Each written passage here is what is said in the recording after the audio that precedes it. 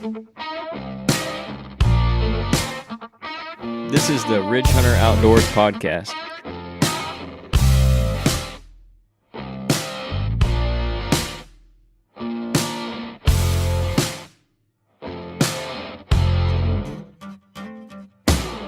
Do you think that daylight savings time will screw that up It might. if we quit having that? It could.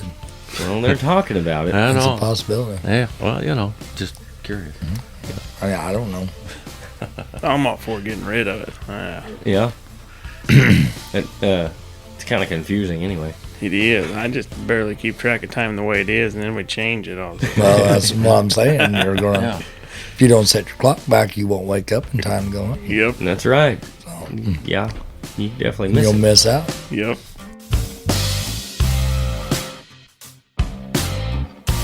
Hey everybody, this is episode 8. I'm Kenyon Clark here with Nate Burgess, Scott Clark, and Jeff Fry. Tonight we're going to be talking about an article by Mark Luster in the November edition of North American Whitetail called Give Him the Wind. Before we get into that, we'll do our rut report and our field report because we're actually in the rut now. This is the first podcast we've recorded in November, so that's pretty exciting stuff. I want to thank you guys all for listening to the ones that we've done already. This is our marks 2 months for us, so hopefully we're doing some good. You guys are enjoying it and all that. But before we get started, like I said, Nate, I know you went tonight. Did you get? You didn't get out last weekend, right? I did, yeah. Okay. Last weekend And been was- running some cameras too. So I just. What have you been seeing? Last weekend was a bust. Now I had really had my hopes up for that one. We had rain. What was it, Thursday and Friday last week? I believe so. I thought Saturday morning would be fantastic. I didn't see a deer where I was hunting. I don't know. It was really windy. That's what it was. I was down looking over a draw. I thought that'd be okay. It sure wasn't. They weren't moving where I was. Went back in there Saturday evening, same story. Then I hunted Sunday evening next to a standing cornfield where there had been some action the night before on the cameras. Of course, I didn't see anything there. Anyway, but it was windy. Then Tuesday the 2nd, I went in the morning. Did see one pretty nice 8-pointer, 130, maybe 135. He was a lot of fun to watch. He's about 40 yards away. Worked up a hill toward me. I was hunting a ridge top with a bunch of saddles coming up to it from a draw on each side. I have noticed a lot of bucks cruising there over the years. He was just messing around. He wasn't. He didn't have his intention set on anything that I could tell. He was picking at acorns. He was picking at browse. He wasn't traveling, really cruising or anything. Then today I just saw a bunch of doe action. But last night I did watch probably a 3-year-old buck breed a doe coming home from work. I stopped to check a little bitty spot that I can hunt there on the edge of town. And sitting there as I pulled out across the road, I could see a buck right behind a doe, and she let him breed her. So I was surprised that was November 3rd. She's got to be one of very few coming in. I would think she's one of the early ones for Yeah, sure. yeah. And you said, I don't know, we talked about that a little bit. You said you couldn't really tell if she was a mature doe or. No, or I what. could just see her back more than anything. Yeah. I think he was about a 3-year-old buck. She could have been a good sized doe. It's hard to tell. I mean, she was in standing beans, but yeah, she was definitely willing. Got to be one of the few. I would think so. Yeah, I would think. Jeff, I know we haven't had a lot of luck in the field, but been getting a few camera videos here and there. So, what about you as far as the last week goes? I know we went that Saturday. Did we go Saturday?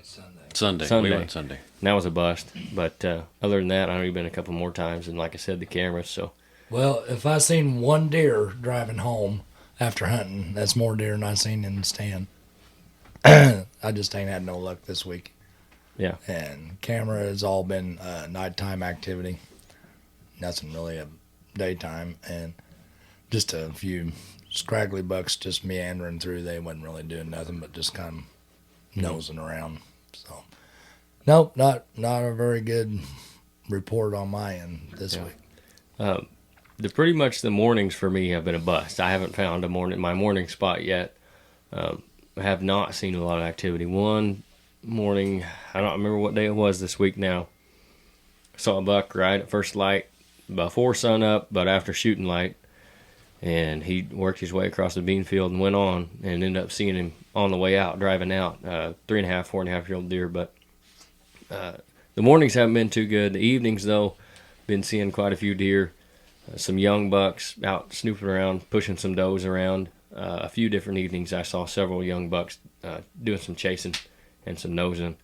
And then did see one mature buck, had him at somewhere between 40 and 50 yards. I couldn't range him, but like you said, like your buck you were talking about, he kind of stood up out of nowhere. I assume he was bedding in the woods out in front of me, and stood up. And when I saw him there at however close he got, he was picking on browse and kind of looking around and just not really, didn't know why he was up at 5 in the afternoon yet, but he knew he needed to be up kind of thing. Didn't have his intention set on much yet, I don't think. Like, he knows it's getting close, but not messing around with the does like the young ones were. He picked on some browse for a while, turned and walked opposite direction of me. So I let him get out there a little bit, and I grunted at him once, and he turned and looked, and like he didn't really know what the noise was. He just heard a noise, and then he put his head down and started walking again. And I let him get a little farther and threw another soft grunt at him, and he heard that one. I mean, you could tell he looked up and knew what the sound was, didn't know where it come from, looked around, scanned across the field, and either didn't see anything or just didn't want any part of it, because he turned and tucked his tail and kind of trotted off into the woods. I did see him trot across the bean field later on the other end, and slip off to the south of where I was at. But he was not either, like we talked about last week, not one of those bucks that was going to come in and fight based on his personality, we'll call it, or he just was not in the mood and not ready yet. So, like I said, he wasn't really nosing down looking for does, didn't seem like either, because there were plenty out in the field around. He didn't have much interest in them yet. But that was last, I don't remember what evening that was. It was early this week, so not the last couple of days anyway. But that's what I got. As far as the shop or what guys have been saying coming in, what you got there? Yeah, this weekend wasn't just a bust for you. I think it was a bust for everybody. I expected to have a pretty good Saturday, Sunday count, and after the cool weather and the rain, it just wasn't. And we all went out Sunday, and the same kind of deal. Throughout the week, the numbers are steady up, and the bucks are the same way. They're steady up as far as size. So it's happening, and it's out there. If you're not seeing it, it's not because it's not happening. I think it's not full swing, but it's beginning to happen, and I'm surprised on that doe, but yet I'm not surprised really either. Yeah, that's the earliest I ever remember seeing that. Yeah, not everybody's having as bad of luck as we are. It don't seem like my brother-in-law Chris, he actually killed his first bow buck, 132 and some 1/8-inch 8-point, so it was a really nice deer for him. And nice. Then my buddy Tyler that I put on our Facebook page, he killed his first good buck with a bow, 110, 115-inch 8-point, good deer for him. Both those deer were starting to swell. Mm-hmm. They didn't stink. They weren't doing everything that a full rut buck does, but they're there. They're getting there. Chris's buck was on Halloween, and he said he just kind of showed up in the fence row at like 4 o'clock. So it's kind of similar to that deer I was talking about, I think. Knew he needed to be up, but wasn't really set on what he was doing yet. He was running a fence row. He said he was standing there eating, kind of put his nose up when he got out in the field like they do, and then come by and he shot him. Tyler's deer, he did say there was a doe and a younger buck around him. He had a doe come up bed beside him, and a younger buck come in grunting, making all kinds of ruckus. And then he said he heard this deeper grunt, which is the buck he ended up shooting, come in grunting and making a lot of noise after that younger buck run him off. And then he shot him at 15 yards. So definitely some action starting to go on. Activity mostly in the evenings, from what I can tell. Yeah. Our deer counts were really lopsided evening-wise as opposed to morning. Mm-hmm.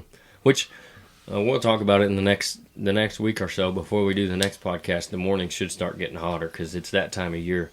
I wouldn't give up on my morning stands, and we're actually going to get into some of the days you want to be sitting your better stands. So definitely even with the weather. And that's what I wanted to get into this article for. Give Him the Wind by Mark Lester. Like I said, he's talking about you don't necessarily have to have the perfect wind, but if you have a good enough wind where the deer feels comfortable, but he's still not getting your scent where he's coming from, that'd be a really good time to go in and set that stand. So he talks about some different things that have to do with that. So since this is the time of year we're going to be setting some of our better stands and hunting some of those borderline winds, I thought it'd be a good article to talk about, and we can go from there. So he starts off, he says, play the wind. How many times have you read or heard that statement as a whitetail hunter? Countless times, I would presume. The question, though, is what does play the wind mean to you? To the masses, it is my belief that it means blow your wind into the open areas where you reasonably believe that deer are not going to be. Seems like a solid plan, right? For me, however, playing the wind is a little more complicated. He says, my epiphany happened several years back when we had a drought cover the Midwest, especially in my area in south central Illinois. So by early to mid-September, nearly all the cornfields had been harvested. He says this was terrible for the farmers, but it provided great opportunities for me to scout deer from a distance. I was able to determine what deer were doing without the normal proverbial sea of standing corn. On one particular farm, I was seeing a bachelor group of bucks hitting the inside corner of a field before dark fairly consistently.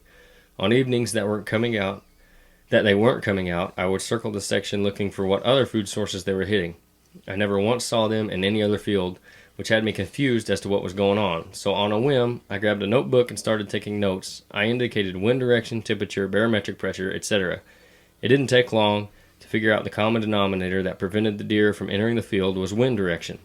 On evenings that the wind was blowing in a direction that allowed them to get up and walk with the wind at least quartering to their noses, they would be eating corn before dark. After that, I started looking at other spots where mature deer were hitting fields, and on every single one of them, deer were basically doing the same thing. At that point, I figured that I had just figured out the whitetails version of Pandora's box. So I know just from sitting in the woods and watching deer and their movements, a lot of times you'll see deer move kind of with the wind, maybe not directly in their face, maybe directly in their face, but kind of blowing at least at an angle from them, and definitely will determine maybe what side of the woods they'll walk down, or what fence rows they'll use, or what side of the property they may get up and walk to. I don't know what your guys' experience is on that. I always kind of thought that bucks would use crosswinds or quartering winds. Specifically, I've got a couple stands set up. I'm going to hunt them where I'm on the downwind side of a bedding area. I expect him to work that on the, for instance, an east wind. Tomorrow morning we're supposed to have an east wind. I've got a bedding area to the east of me, and I'm on the west edge of it. West of me, I'm at the break of a hill, and it drops off into a little valley. So hopefully he will work that top edge, and he'll be able to smell anything in that bedding area, and he'll be able to see anything down in that draw because he'll stay above it, is my hope anyway, and he'd work that hillside right to me. Yeah. So crosswinds and quartering winds, I think they can be good. I don't think you'll ever see a good buck moving with the wind hitting him in the tail. No. Right. I don't think you'll ever see that. And if you're doing it good tomorrow, you guys might see that, because me and Nate going to try to do a little filming in the morning. If we can get it done, maybe you guys will see some of that. Yes. He was through there in daylight this evening. Yep. Jeff, what are your thoughts on basically the quartered winds or the crosswinds and the buck movement? I don't know, just the different areas that I've hunted. I've seen the bucks use the crosswinds a lot, and especially checking bedding areas and field edges and stuff. They'll use that wind, use their nose before they can use their eyes and ears. And their nose will tell them everything they need to know, and that's just, I don't know. I've just always went, and just kind of, I can't put it out there, just experience or whatever you want to call it, but just kind of told you where to go and when to be there. Yeah. I think if you think a buck's moving the wrong direction for a wind, he's probably in a swirl. I mean, you better check because the wind's a swirling or something. Because, like you said, the buck's not going to move with the wind in his tail. Yeah. Rarely, unless he's, like you said, wind swirling, or this time of year maybe he's just hot on a doe. He can use some valleys and ridges and stuff and catch that wind coming in and out of them valleys and that kind of stuff. And yeah, if he's moving, he's getting the wind. Yeah, I think those older deer realize they can, with the least amount of work possible, check a large area if they just go to a few select spots, and they'll probably be able to smell a whole bedding area.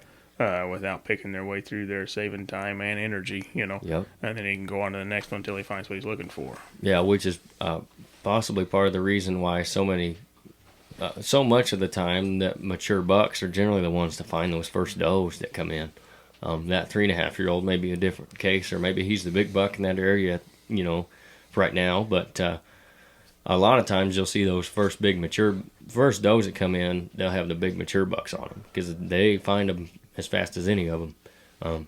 And I think that's probably a lot of the reason why. They've learned over the years that they can work downwind sides, use the wind to their advantage for that too, not only for safety. But it makes a lot of sense because that deer I saw the other day that got up, he did work his way to the south edge of that wood lot that he was in with the wind coming out of the north. So he was walking the south side of that wood so he could smell the whole thing, which is part of it, I think, is a little bit of a bedding area. And there's a ditch that runs all the way down wherever he needed to be, where he could stay on the south side of all that and see everything that was on the upwind side of him, or the downwind side of him, So, back to the article. He says, come October, I set out to prove my theory correct. Unfortunately, it wasn't until October 9th that the wind switched to come out of a northerly direction. But I was determined to prove what I thought I'd figured out. So on October 9th, with the wind switching midday out of the northwest, I took a hunting buddy to the inside corner to a stand I had in place to go after that bachelor group. The funny thing is, I set that stand up originally thinking I needed a west-southwest or southwest wind to hunt it. That sent the wind diagonal out over the cornfield behind where I knew the deer were hitting the field. After my light bulb moment, I was going to be hunting the same stand but kicking my wind back into the timber some, but not in the exact direction where I had seen any deer movement. He says my thought process was this. If I was right, the deer would come up the edge of the log mature timber line, which went straight south from the inside corner of the field. The largest buck of that particular bachelor group was a 160 class 10-pointer. As the sun set that evening, the parade started. One buck after another appeared in the field that evening, walking directly below us until the one we were after was standing there less than 10 yards away. One well-placed shot by my buddy, and we were on cloud 9. That day, on that hunt, I found proof that has forever changed the way I play the wind. So, he talks about he hadn't even originally planned to hunt that stand on that particular wind, but because of the scouting he'd done preseason, he realized that he could get in there. That would be the best time to hunt it, was on a totally opposite wind from what he set it up from. So he talks a little bit in here, part we're going to skip over, about setting up your stands differently. We're to the point of the season now, your stands are pretty much already set. You don't want to go in there and intrude too much right now. So maybe not setting your stands right now, but thinking about them differently. Maybe you got some stands that are set up, you think, for a south wind that may be more beneficial on a northwest or a northeast wind, depending on where those deer are moving and when they're moving through there on those winds. I think, it makes a lot of sense to me that, especially this time of year, to hunt those winds that are not necessarily perfect, but you can get away with. Because if it is blowing in that direction, somewhat where that deer's coming from, he's going to feel safe. But at the same time, he can't smell you.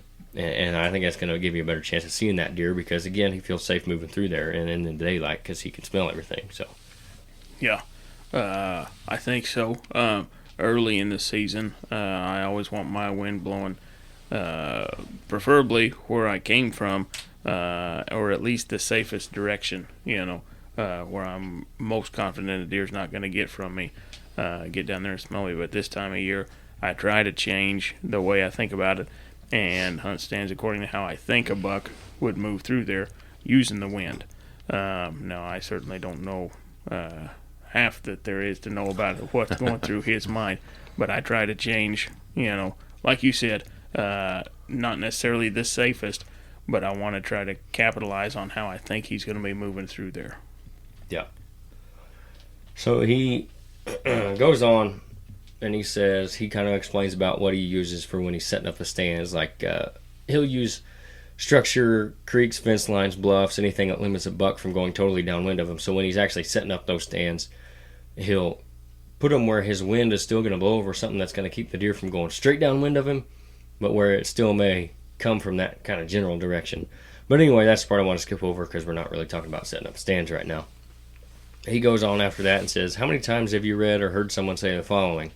I hunted this stand the last 2 days and didn't see the buck I was after, but today he just walked right under my stand and in front of my trail camera in broad daylight. He says, I hear it all the time, and it doesn't surprise me anymore at all. Nearly every time I hear someone make that comment, I ask further questions. Most of the time, I can determine that the hunter is playing the wind, as in only hunting when the wind is blowing into safe territory. What most folks don't realize is that by doing so, you're asking that mature buck to cast aside everything and just waltz out into danger with the wind at his back. I'm sorry, but that just isn't going to happen. Remember, a mature buck uses his nose for safety, to find a mate, and to find food. That's it. The reason that bucks walk by tree stands on the days when hunters aren't there are many, but often it's because the buck was playing the wind just as he's done for every day in his entire adult life. So, Nate, that's exactly what you were saying. He ain't going to walk in there on a bad wind just because that's when you're there, and by golly, I'm in a stand, why ain't I seeing him? You know? Yep. Well, you gotta realize the predator prey. Mm-hmm. We wake up every morning and say, oh, what are we going to eat today? Prey wakes up and says, what's going to eat me today? Yeah. And so he's still thinking that, even though he's got other things on his mind this time of year, ultimately he still says, what's going to eat me today? Yeah. And so he's using his nose like he always has. Yeah. Well, They always do. Also, instead of just talking about buck movement, during where we think they're going to be moving and we're hunting them and stuff, you got to remember too that bucks and does, they bed according to the wind too, and especially in these small parcels of woods that a lot of us are accustomed to hunting to, you'll find if the wind's out of the north, well, most of the deer is going to be on the south side of the woods with the wind to their back, so they can smell anything that the wind brings to them. But then also looking towards the field and the outer edges, watching for danger. And so you got to kind of keep that in consideration whenever you're approaching your stand or your hunting area too, is, which way the wind's out of and where them deer's most likely going to be, to where you won't spook them before you even get to them. Mm-hmm. And that's another thing we talk about a lot is access. And just because your wind's right in that stand, you may be blowing it right to them when they're bedding on the south side of that woods. Whereas if you're hunting the wind that you think is maybe not right, but it could be just right for that deer to be moving and just right for you to still be in the stand, you're not going to bump them walking in because your wind's not blowing over them walking in. And when you get in the stand, you're still in a good position because it's blowing just enough right that you can get away with it. And I think definitely this time of year, that's something to be thinking about. He kind of wraps this up. He does tell a story about a 209 and 4/8 inch deer that he killed in 2020 in south central Illinois using kind of this strategy. So he says that was kind of like the nail in the coffin for his way of thinking on this when he got in there and was able to fool that deer on a wind where originally he may not have thought he'd been able to fool him. So I didn't want to get into the whole story of that, but that's kind of, like I said, that was the final nail in the coffin for his belief on this. So he sums it all up and he says, don't trust me, try it. If you're not utilizing this hunting method, I cannot stress enough how important it is. I hope this article has helped prove how much the tactic has helped improve my hunting success rate over the years. He says it's our job as hunters to take information and utilize it to swing the odds in our favor. So when you take to the woods this season, pay attention when you're hanging tree stands and setting up ground blinds. Remember the tactics I've discussed for playing the wind and watch your mature buck sightings and success skyrocket. So I think there's probably a lot of truth in that. If you kind of change your way of thinking a little bit and not always have to have the perfect wind, at least on a good day when you're willing to risk it a little bit, you're probably going to see more mature deer because like we've said over and over here, the deer aren't going to come in on a bad wind for them just because it's a good wind for you. You guys got any other thoughts kind of on that article before we get into some other rut stuff that we're going to be doing? I can think of a guy up there at home. He killed a great big mature 6-pointer doing kind of what that guy said, where it was just barely right for him and just barely right for that deer to be moving the way he thought, he would be doing. And the deer did exactly what he thought he would, picking up that edge, The wind was just barely right for him, and that's where he slipped up. He was a great big old mature buck. Still just had 6 points. Yeah. That's the kind of deer, that are going to be that aren't going to be moving on those bad wind days, though. You know, you'll probably still see those 2.5-year-olds and maybe some of those 3.5-year-olds, but 4.5, 5.5, 6.5, those deer are that old for a reason, and they're not going to be moving on a day when the wind's bad for them. Not unless they're real hot on a doe and I don't want to say throw caution to the wind, but they may be a little bit less concerned about they got something in their nose and it's more than the wind. Yeah. They're still going to pay some attention to it, but those are few and far between. And if he's locked up, they better both run by you. Yeah, and that is something that can happen this time of year. If he gets on the trail of a hot doe or he's right behind one, you may get away with him going downwind of you, because as long as you get away with her, that's normally what I find this time of year more than anything, is I won't get caught by the buck, but the doe that he's following will just stop dead in her tracks, and he'll almost run into her because he ain't paying attention to nothing but her tail end. Mm-hmm. And she hits that wall, of your wind, and she's the one that catches you. But if you can get her by you, and he comes by, a lot of times he, like you said, he kind of just throw caution to the wind, no pun intended, and he's all set on her. So there, you can get away with a little bit more this year too, which is why we talked about back in October, you don't want to hunt borderline winds on borderline days. Well, this part of November, there aren't a lot of borderline days. Weather good or weather bad might affect how much they're going to move, but these are kind of the days you need to be getting in the stand and hunting pretty hard, regardless of, I don't want to say totally throw everything out as far as the weather and the wind, but you can push it a little more. These are the times that you're going to want to hunt those borderline winds. So that'll kind of wrap up the article part of it. It's a little shorter than what we normally get into, but I thought it was good to hit on this time of year and lead into some conversation about the first part of the rut. Nate, you started your rut casing today, right? So I want to get your guys' thoughts on, we talked a lot about in October where some of our favorite days are like the 30th and 31st of October, just in the season in general. But now that November's here, what's maybe your favorite day that if you had one day to take off, you're going to take off and go hunt in the first couple weeks of November, 1st through the 10th? Is there a day in there, or is it after that, or what are you looking at? Well, let's say 1st through the 15th. Okay. Last year I killed a buck on the 5th. That's tomorrow. The year before that, 2019, I hit and lost a really, really big one. He'd be my biggest buck to date, but I lost him on the 5th. And he was hot on a doe that morning. I've killed one on the 9th, killed one on the 14th in the past. But right now, November 5th means a lot to me. And we're going to the stand where I killed that buck last year on November 5th. So we'll see.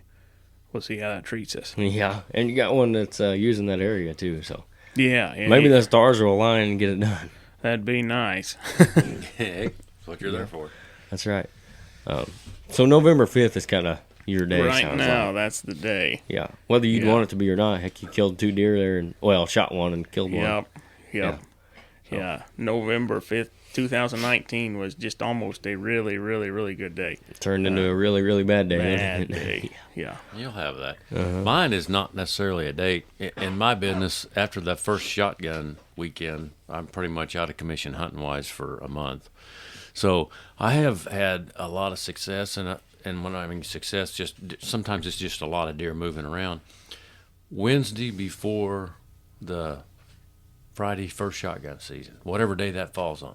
Yeah, the weekend prior, there's a lot of guys that's the time they have off to go set their shotgun stands. So they're blowing and busting everything Saturday and Sunday. Deer just running everywhere out of where they normally are, because that's when a lot of guys will set up their shotgun stands.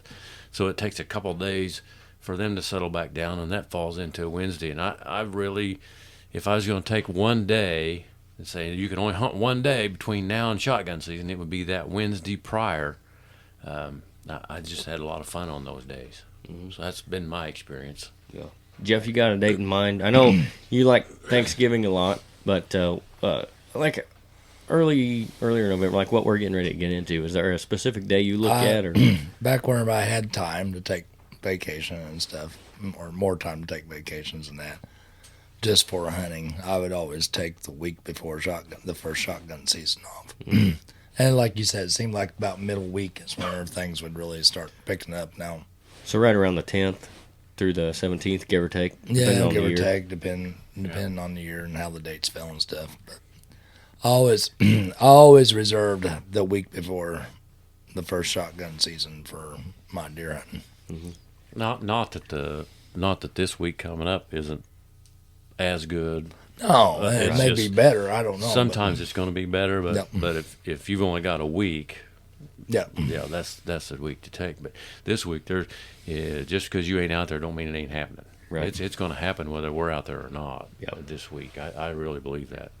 I think for me, somewhere around the end of the first week into the beginning of the second week in November. So like that 7th to 10th. Now I've had some pretty good encounters on like the 11th and the 13th as well. But I think most of the time in a good part of the Midwest, kind of around the 13th, 14th, 15th is when that lockdown really happens. So more does are at that kind of peak estrus of the bell curve of when they come in and go out. So the bucks are with a doe, and then they don't have to go very far to find another one, and then they're just invisible. Those big mature bucks are, because they're going from one doe to the next doe to the next doe, breeding as many as they can. And it happens generally around the 11th through the 15th, somewhere in there, which I think is probably lends a little bit to where you're talking about. That would be right around that first weekend before the shotgun season, and then that Wednesday would be close to when those bucks are having to go back out and search again. So kind of that second cruising phase that they go into probably has something to do with that too. and don't forget, like time changes this weekend. Mm-hmm. You know, we fall back, and so I don't know. I just feel like part of that has something to do with it too. It just seems like Well, the days are getting shorter. are getting shorter, and the deer are getting more active in the daylight and stuff. And Yeah. And I was reading an interesting article on that today. We almost talked about what's kind of like what causes the breeding and all that. And like we all know, it's when the days get shorter and daylight gets less. But there's actually something in their brain, I guess, where they can keep track of how much daylight there actually is and how much nighttime there actually is, and that's what triggers all that. So whether the weather's right or not for you to be seeing them during the daylight, they're still hitting the rut about that same time of year, every year. It's absolutely it's daylight hours. I mean, that's what triggers them to put on their winter coat. Mm-hmm. Because that first cold snap, they already have to have something there. They can't just go to the closet and put a jacket on. So it's not necessarily temperature. And then we talked about earlier why deer sometimes don't move when it's too warm, because they already have their winter coat coming on. Mm-hmm. It's not because it's getting cooler. It's because the daylight's shorter, and the deer naturally know through evolution that it's going to get cold. I got to be ready. Yeah, there was some cool stuff about their winter coats too. It was talking about because of the gestation cycle has to take place based on the amount of nutrition that's available, and they have to be bred in a time of plenty, and they have to be or right after a time of plenty, and they have to have the babies in a time of plenty as far as their food source goes and all that. So if you're seeing a bunch of does that have different colored coats because one of them is red and one of them is more of a gray in its winter coat versus its summer coat, that could be because the nutrition is out of balance in your area, or you have too many does and there's not enough to support all of them, so they're coming in at different times based on that. It was a really cool article that we may end up talking about next week. It gets into a lot of stuff about when and why and when they come in, and the peak of the rut, why it is where it is, based on all that stuff. So it was a pretty cool article, but yeah, everything to do with time of day, and that has to do with when they put on their winter coat and all that, which has to do with how much they move and all that. Do you think that daylight savings time will screw that up it might, if we quit having that? it could. Well, they're talking about it. I It's a know. possibility. Yeah, well, just curious. I don't know. I'm all for getting rid of it. Yeah. It's kind of confusing anyway. It is. I just barely keep track of time the way it is, and then we change it all. Well, that's what I'm saying. You're gonna, if you don't set your clock back, you won't wake up in time to go hunt. Yep. That's right. Yeah, you definitely miss You'll it. miss out. Yep.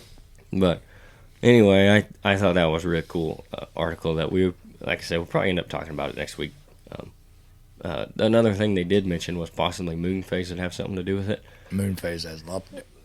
As far as their running, but it definitely has a lot to do with their activity. There's tons of studies that show how much more they'll move on or in and around the full moon than the new moon and all that, and when it lands and all that has to do with the breeding as well.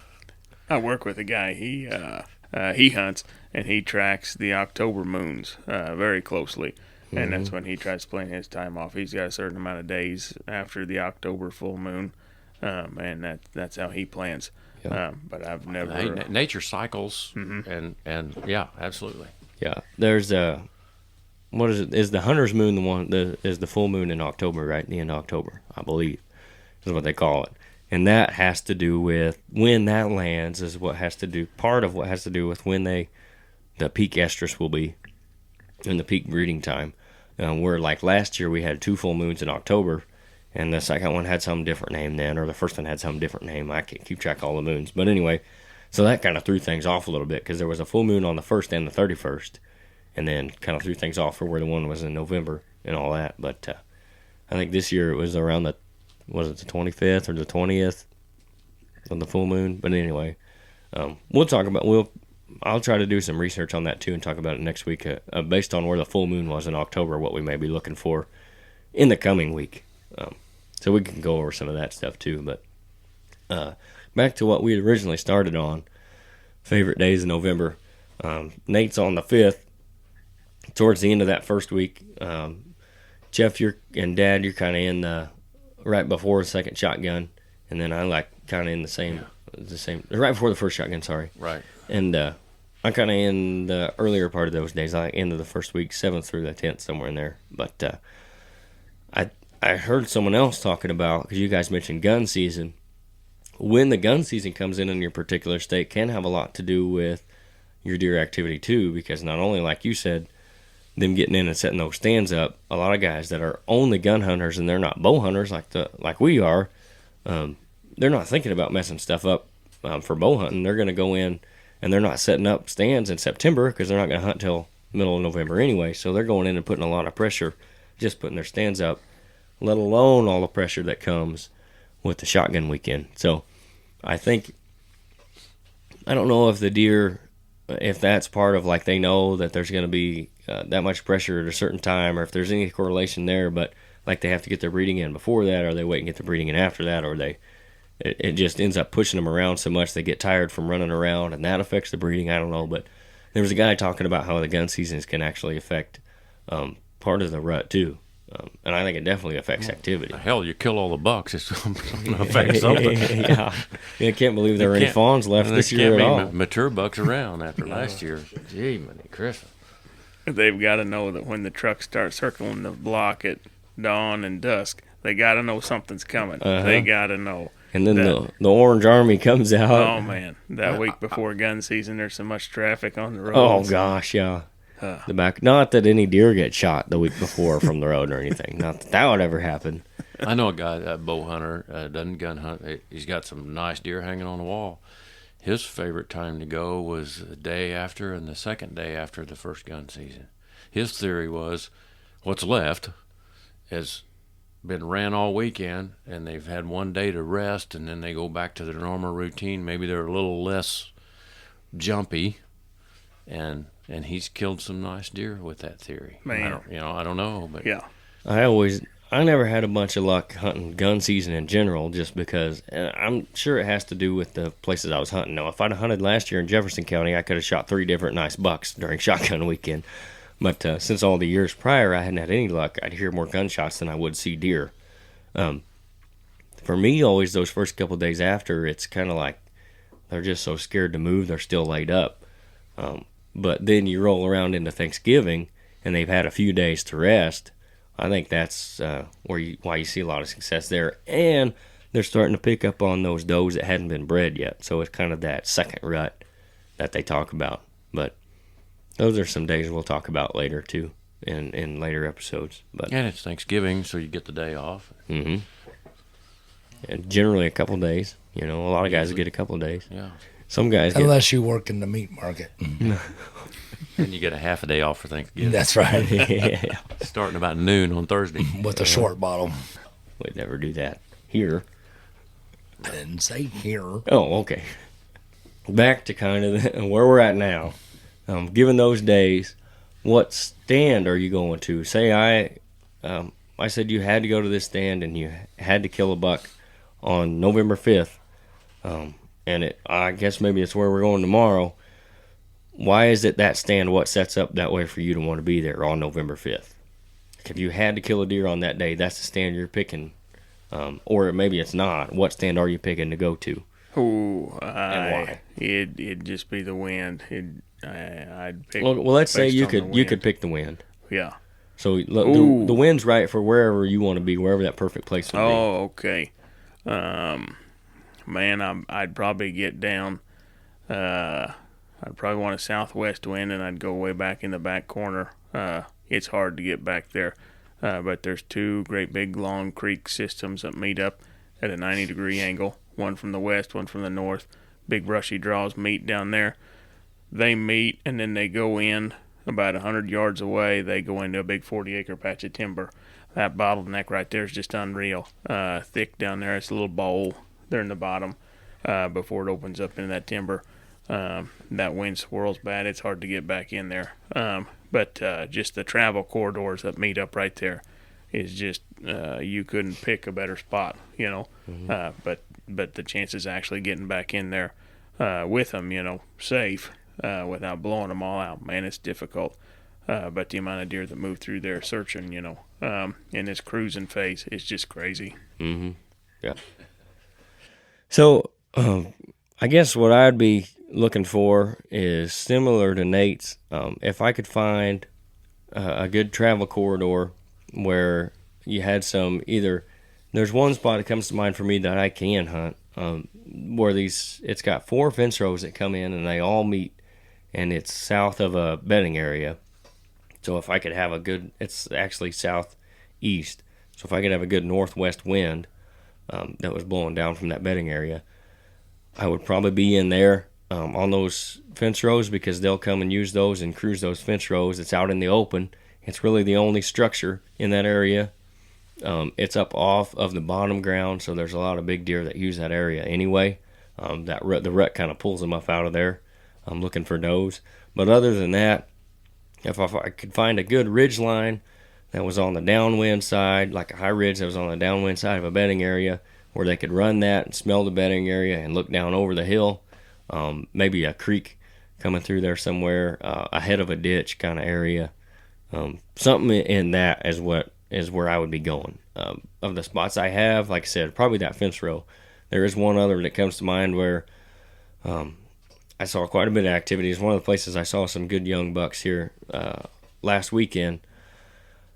It sets up, it's got bedding to the south and bedding off to the northeast, and they kind of run. It's just real thick autumn olive stuff. I got a couple food plots in there, and they just kind of cruise through it, and the bucks will come in there and check for does.